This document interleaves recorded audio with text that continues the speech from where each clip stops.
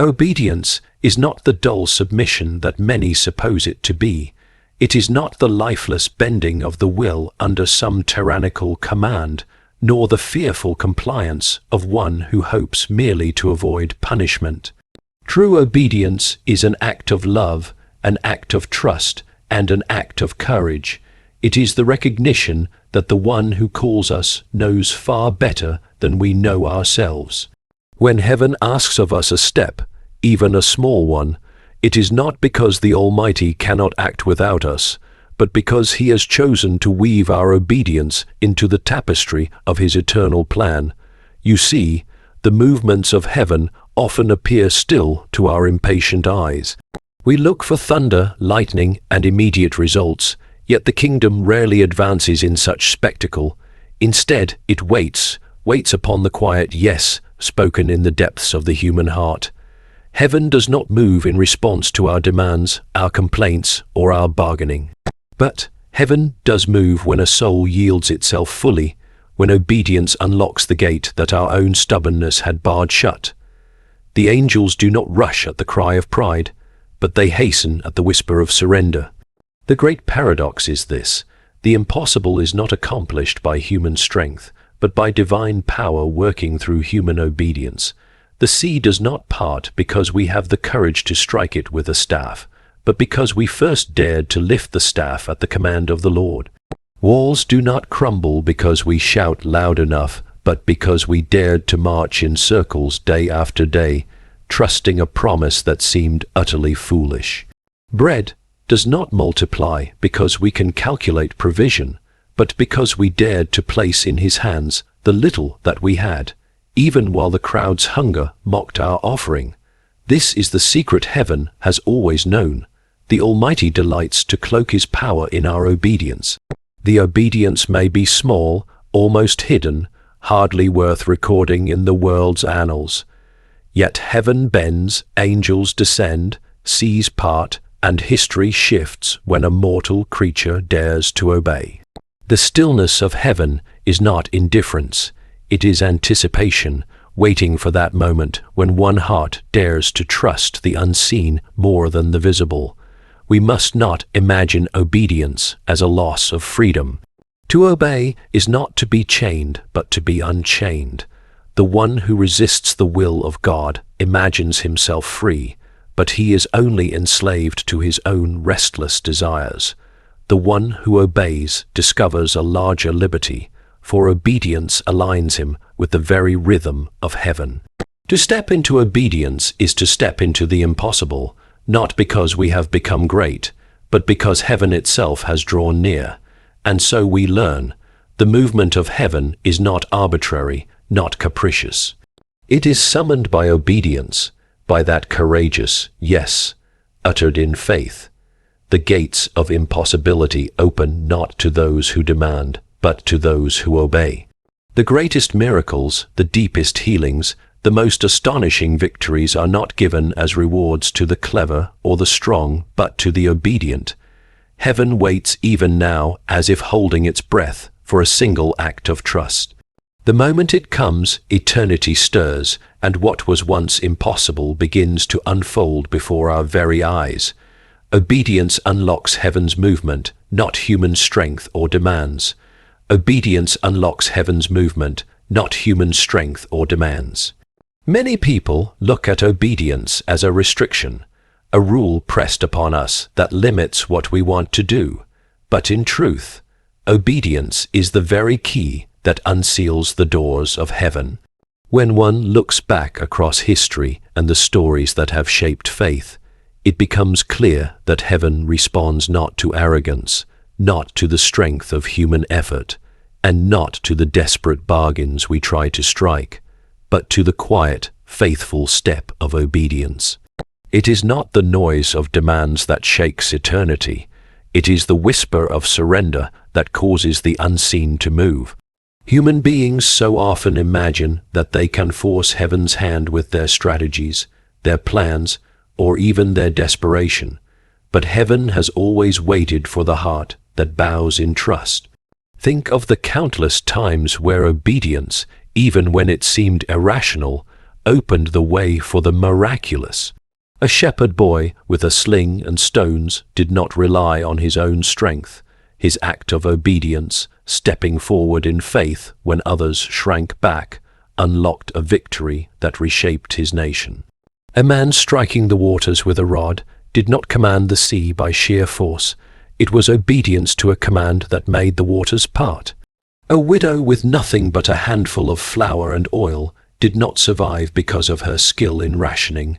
She obeyed in giving first what she had, and the jars did not run dry.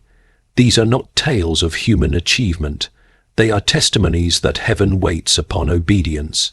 Strength cannot move what obedience alone can unlock. Obedience requires trust, and trust requires surrender. It is in surrender that the greatest power is released, for surrender acknowledges that we are not in control, and that is precisely where heaven is free to move. The irony is that when we clutch control, we remain powerless, but when we let go in obedience, infinite power steps in. Our demands often rise from fear. Our attempts to manipulate outcomes stem from doubt, but obedience arises from faith, and faith is the very atmosphere in which heaven breathes. The Almighty does not respond to manipulation or to pride, but he delights in obedience because obedience is the proof of love, the expression of trust, and the vessel through which his purposes can flow. Obedience is not glamorous in the eyes of the world. It rarely looks like victory at the moment it is lived. More often, it looks like risk. It looks like foolishness. It looks like the small step that others might ridicule. Yet, heaven has always hidden its greatest movements behind the veil of obedience. The walls of cities do not fall from human shouting, yet they crumble when people obey the strange command to march. Rivers do not stop flowing because people think it wise, yet they halt when the soles of obedient feet step into the current. Obedience may appear weak to the world, but it is stronger than armies because it summons the armies of heaven. It is important to recognize that obedience is not about earning divine favor, but about aligning with divine will. When a person obeys, they position themselves under the flow of a greater power. Just as a sail cannot generate wind, but can be aligned to catch it, so too obedience cannot manufacture heaven's power, but can align a life to receive it. The movement of heaven is not random. It bends toward the obedient heart. When a soul surrenders its will and chooses to obey, it places itself in the path of the miraculous. And though the world may not see the hand of God at first, the unseen begins to shift. The impossible becomes possible when faith is expressed through simple acts of trust. True freedom is found in obedience, aligning us with the rhythm of heaven's power. True freedom is found in obedience, aligning us with the rhythm of heaven's power. Many think of freedom as doing whatever one pleases, chasing every desire, breaking every boundary, and answering to no one. Yet such a life, far from free, becomes enslaved to whims, impulses, and the endless hunger of the self. The pursuit of absolute autonomy often leads to emptiness, for without a higher order, without a guiding truth, one becomes a captive of shifting passions. Real freedom is not the absence of authority, but the alignment with the right authority, and it is only in obedience to the divine will that the soul discovers its true liberty. Obedience is not the silencing of our individuality. Rather, it is the awakening of our deepest purpose. When a musical instrument is tuned, it does not lose its uniqueness, but it is brought into harmony with the greater melody. In the same way, obedience does not erase who we are but tunes us to the song of heaven. Freedom without order is noise. Freedom within obedience is music.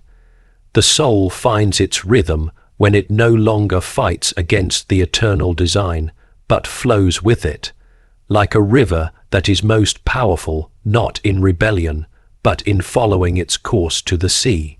The paradox is that in yielding we conquer, and in surrendering we rise.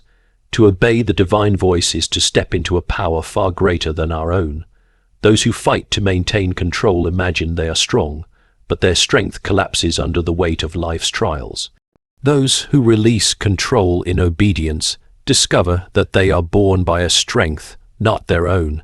The freedom that comes from obedience is not fragile, but unshakable, for it is rooted in a foundation that cannot be moved. To obey is to align with the unchanging, and alignment with the unchanging is the very definition of stability. This is why those who have walked in obedience often exhibit a peace and courage that the world cannot explain.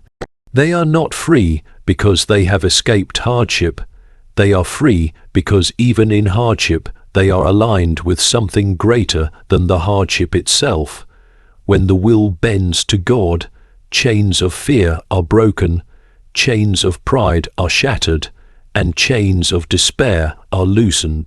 The freedom found in obedience is the freedom to live unbound by circumstances, to act in love rather than in fear, to move in faith rather than in doubt. It is not the freedom of doing anything, but the freedom of becoming everything we were created to be. Obedience also reshapes the way one sees power. The world teaches that power is domination, control, and self-exaltation, but obedience reveals power as service, humility, and trust.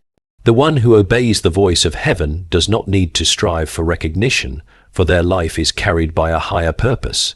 This shift is where freedom truly lives, in the release from the need to prove oneself, in the rest that comes from knowing one is already aligned with the divine will.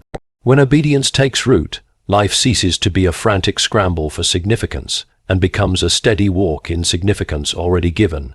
This rhythm of heaven is not oppressive but life-giving. It carries within it the pulse of creation itself, the order by which galaxies spin and oceans move. To step into obedience is to step into that rhythm, to find oneself flowing with the power that sustains all things. That is why obedience never crushes but elevates, never diminishes but enlarges, never imprisons but liberates. In the truest sense, freedom is not found in casting off every restraint, but in yielding to the restraint that leads to life. A bird is not free when it refuses the air. It is free when it surrenders to the laws of flight. A soul is not free when it denies obedience.